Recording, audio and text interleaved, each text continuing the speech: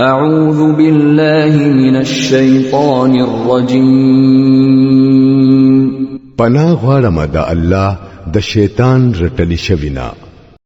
بسم الله الرحمن الرحيم شروع کوم پنوم د الله چې بخون کې مهربان دی لا أقسم بيوم القيامة ولا أقسم بالنفس اللوامة أيحسب الإنسان أن لن نجمع عظامه بلى قادرين على أن نسوي بنانه نزه قسم خورم په ورځ د قیامت باندې او نزه قسم خورم په هغه نفس باندې چې سړی ملامت کوي آیا انسان دا خیال کوي چې مونږ به داغو هډو کې راجمع نکړې شو ولینا مونږ خو داغو د غوتو د هر بند په ټیک ټیک جوړولو باندې قادر یو بل يريد الإنسان ليفجر أمامه يسأل أيان يوم القيامة خو انسان غواړي دا چې آینده دي هم بدعملي کوي تپوس کوي اخر کله به راځي هغه د قیامت ورځ فإذا برق البصر وخسف القمر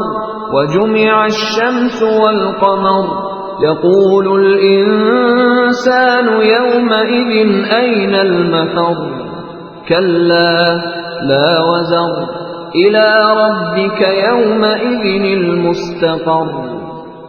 بیا چې کلا سترګي وبريخي او سپوږمۍ تورشي او نور او سپوږمۍ یو ذکر شي په دغه وخت کې با انسان وایي چرته و تختم هرگز نه هلته به هیڅ زید پناه نوي په دغه ورځ با خاص هم ستاد رب مخته وزریدل وی ينبأ الإنسان يومئذ بما قدم وأخر بل الإنسان على نفسه بصيرة ولو ألقى معاذيره په دغه ورځ به انسان ته خپل وړاندې ورستو ټول عملونه وښودل شي بلکې انسان خپل ځان په خپل خپې جنې کو هر څومره عذرونه پیش کړي لا تحرك به لسانك لتعجل به إن علينا جمعه وقرآنه فإذا قرأناه فاتبع قرآنه ثم إن علينا بيانه اے نبی صلی الله علیه وسلم د دې وਹੀ د زرزر یادولو د پاره خپل جبا مخوزوا د دې دریادول او تاتل وستل زمونږ ذمہ ده نو چې کله مونږه دالولو نو په هغه وخت کې ته د دې قرت په غور سره اورا او بیا د دې مطلب خودل هم زمونږ ذمہ ده كلا بل تحبون العاجله وتذرون الاخره هرگز نه اصل خبره دادا چې تاسو د زر حاصلېدون کې سیز یعنی دنیا سره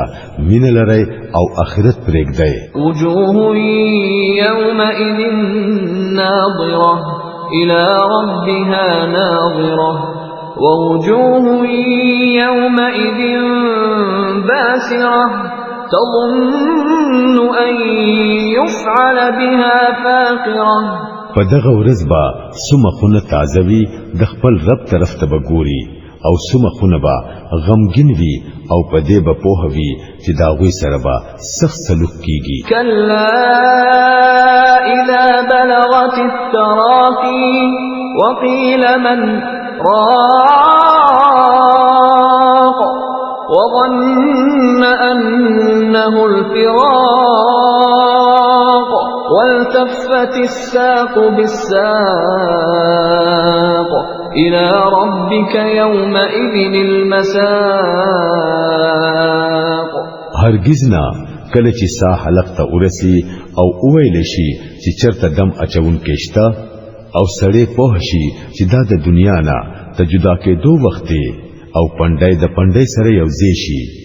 دغه ورځ به وي ستارب ته دتلو فلا صدق ولا صلى ولكن كذب وتولى ثم ذهب إلى أهله يتمطى أولى لك فأولى ثم أولى لك فأولى خو هغه نه رښتیاو منل او نه منځ کړو بلکې دروغ یې وګڼل او واپس شو بیا په غرور سره د خپل کور والو طرف ته روان شو دا طریقه هم ستاسو لپاره مناسب ده او هم ستاسو سره خایي او دا طریقه هم ستاسو لپاره مناسب ده او هم ستاسو سره خایي ايحسب الانسان ان يترك سدى الم يكن نطفة من مني يمنى ثم كان علقة فخلق فسوى فجعل منه الزوجين الذكر والأنثى أليس ذلك بقادر على أن يحيي الموتى آیا انسان دا خیال کوي چې هغه بګینی هسي به مطلب پرې خو دی شي آیا هغه د معمولی اوبو یو نطفه نه و چې هغه د مور خېټې ته ورسول کیږي بیا هغه د وینې یو ټوټه شو بیا الله داغه بدن جوړ کړو او داغه اندامونه برابر کړل بیا داغه نه نر او خزا دوه قسمونه جوړ کړل آیا هغه په دې باندې قادر نه دی چې مړی بیا را ژوندې کړي